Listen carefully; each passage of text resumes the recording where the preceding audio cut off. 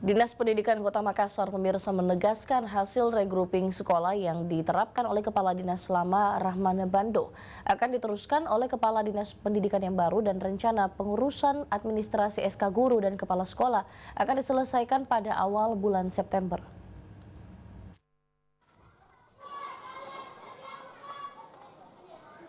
Isu adanya sekolah hasil regrouping yang tidak jelas keberlanjutannya dibantah keras oleh Kepala Bidang Guru dan Tenaga Pendidikan Dinas Pendidikan Kota Makassar, Panca Nur Wahidin.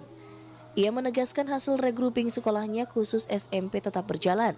Panca Nur Wahidin menyebutkan semua pengurusan administrasi para siswa, guru, hingga kepala sekolah tengah dibahas di Badan Kepegawaian Daerah BKD Kota Makassar.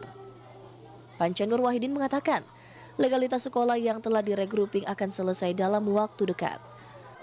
Sekolah grouping yang sudah dilakukan atau direncanakan oleh Bapak Kadis Pendidikan dahulu Pak Haji Rahman Bando ini sementara sudah berjalan berdasarkan regulasi yang ada dan keputusan yang diambil tempoh hari.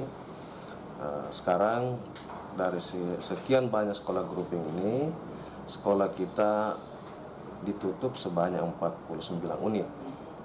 Mengenai anggaran semua sekolah yang telah diregrouping, Panca Nur Wahidin menambahkan anggaran pembangunan akan direalisasikan tahun depan dan dilakukan secara bertahap.